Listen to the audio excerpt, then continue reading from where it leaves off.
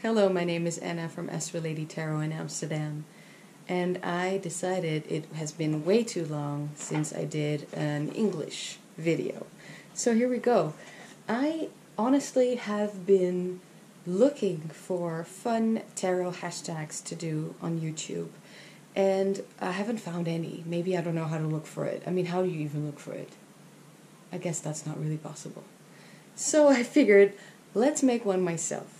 This one I'm going to call hashtag mypersonaltarot, and you will see why in a second.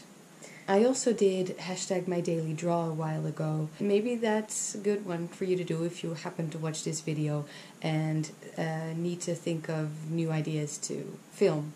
So what you do in my daily draw is that you simply show how you do your daily or weekly or whatever monthly tarot draw or any other card system really. I just think that's super interesting. Now, most of the people who have done a VR to that actually went more the route of explaining what they do, so more like instructional tarot video rather than personal. But that's both fine. I mean, I like videos that are personal and instructional, or both. That's all possible. This one is very much personal, and I think that's fun as well to do. When you read tarot, you always come across little tiny symbols, or big symbols, but really just symbols in the cards that represent something special to yourself, to your life, your memories, just symbols or drawings that are really personal to you and that mean something special to you. Can like enhance the meaning of the card or even mean the complete opposite, but that's interesting to see what the tarot brings you personally. So I thought I would share mine. As you know, probably, I read the Rider-Waite-Smith, especially for clients. And I'm going to start at the Nine of Pentacles, which I love very much. The reason that this is a personal symbol card for me is because there's the little tiny snail right there. And as a kid, now I was a weird kid who became a weird adult, and I'm fine with that. But as a kid, I used to play in our backyard, and as you can see, this is, at least in my mind, it is fenced off. It is very safe. It's a very safe place. It's a garden, and it's beautiful, and it's abundant, but it has boundaries. It does have boundaries in my mind. So that immediately brings me to our garden that we used to have, which wasn't really big, but with me and my imagination and my attention to detail, I was good for hours in there. Back to the little snail there.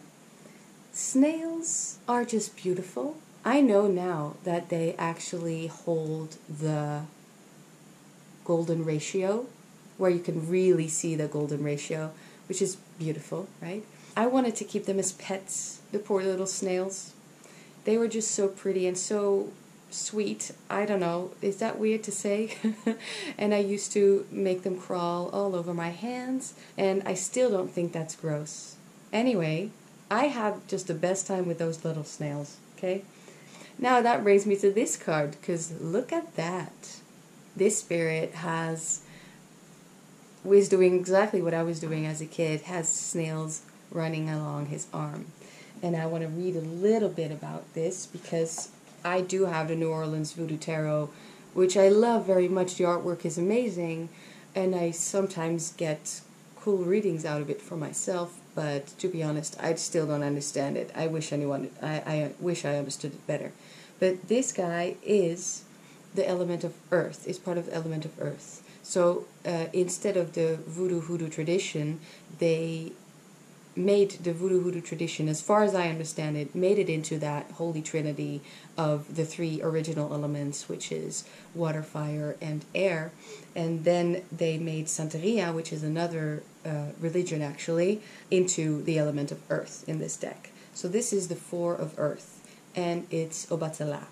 Obatala is the father and mother of cool whiteness. The judgment of this Orisha are as subtle as the mists that cover the early morning lands. And these same judgments are as strong and clear as the rays of the sun that burn through the mists. Obatala is the elder, the ancient, the ancestor. Androgynous in aspect and strong in years, This Orisha is sometimes presented as male and sometimes presented as female. Obatala is characterized by humor, coolness of mind, and equanimity.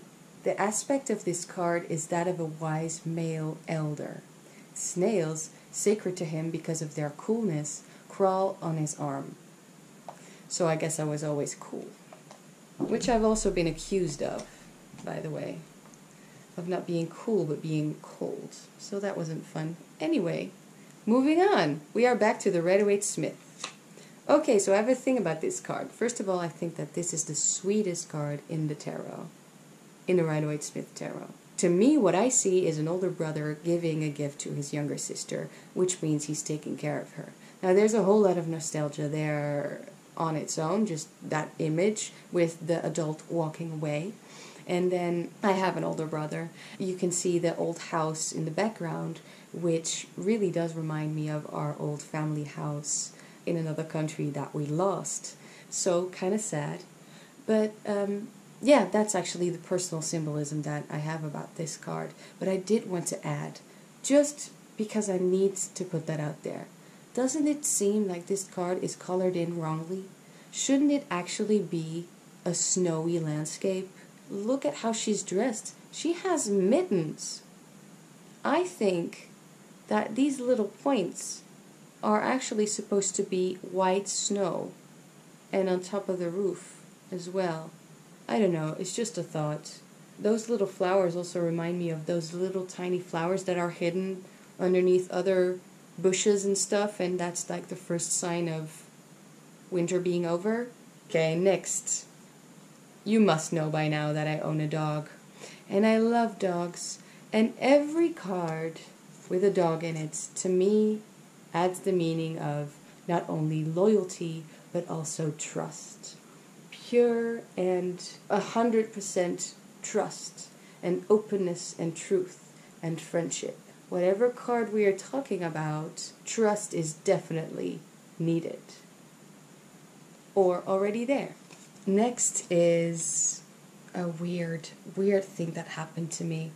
I was feeling nervous last month, and I decided to sit down and ground myself.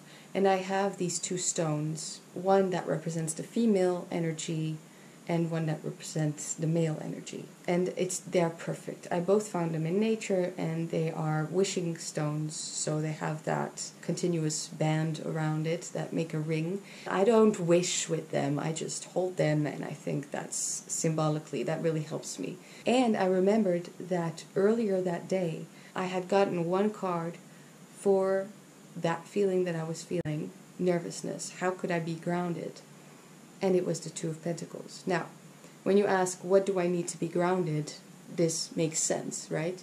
But I realized that without knowing, I was reenacting this card, because this guy is holding two pentacles, one in each hand, and the pentacles are earth, so you could say stones.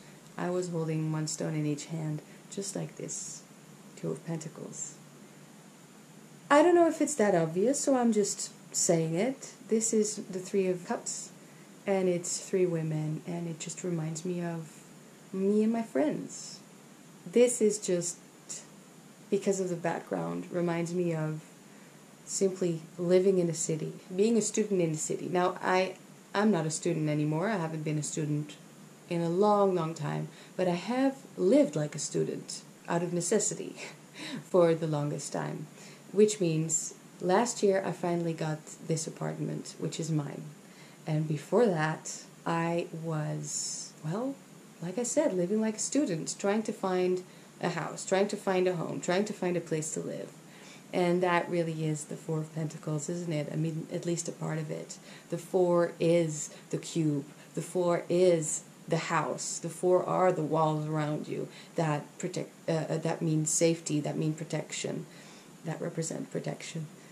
I don't know if everyone has done this at a certain point of their life, but I certainly did go out in our neighborhood where I grew up alone, just to take a walk and to sit near water with my back against the trunk of a willow tree. with my little book where I would write stuff down. I don't think I'm the only one.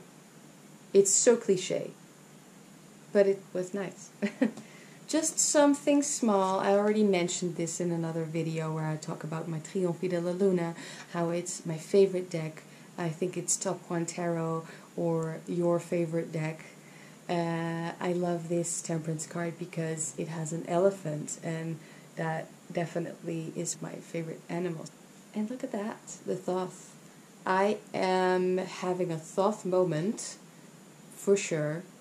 I'm loving the intricate artwork and how much layers it has, how complicated it is, and at the same time I already know how to read with it. I'm reading the Book of Thoth at the moment, amongst other books, but I just really love this Hierophant. It's such a beautiful card, such a good card, compared to the Waite Hierophant, where I always need to like think of another image in order to connect to it. This I connect to. Just saying, the Hierophant. And there's of course an elephant in the card, which I love. I also already talked about this card at some point. This is from the Tantric Dakini Oracle, or Secret Dakini Oracle. It's a horse in a tree. I will make the story as short as I can.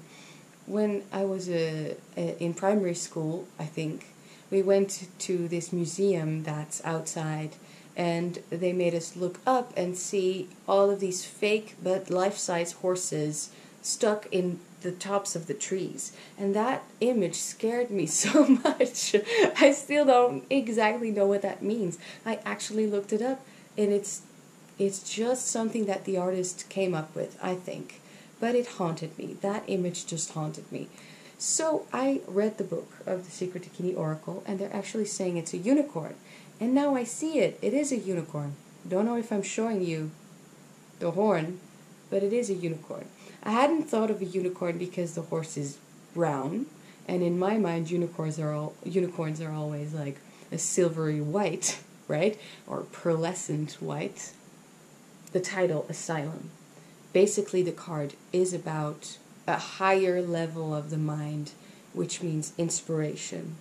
And there's a calmness in that. Find a place of refuge and recuperation, free from all worldly concerns. Believe in the powers of the imagination and take up a position of contemplation with regard to any particular question or problem. Trust in the pure potency of the intuition and you will not go astray. Yeah? Leaving aside all worldly problems. Now, that to me doesn't really make sense since this is an Earth card, but it is the 3, which does mean growth, and I guess I can tie that into inspiration. This really is imagination. Imagination is definitely a power of the mind, and shouldn't be underrated. It's very important for our development. The unicorn, obviously, is a great symbol for imagination. Now for the woo-woo stuff. In case this was, I don't know if this was woo-woo at all, but I talked about this card in my Moon Obsessed video. I said I had like a vision about it, this card, about this place. It's true, I did.